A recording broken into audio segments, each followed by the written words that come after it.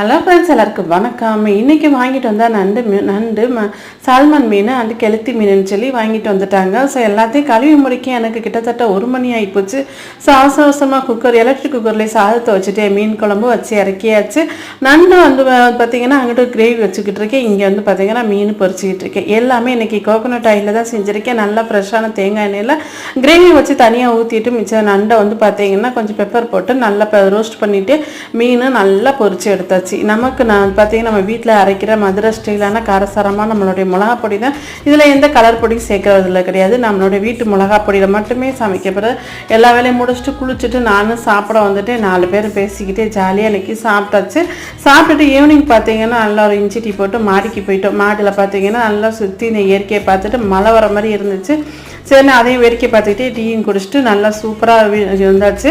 So இந்த video வந்து நண்டு கிரேவி மீன் குழம்பு நாளைக்கு பார்க்கலாம்.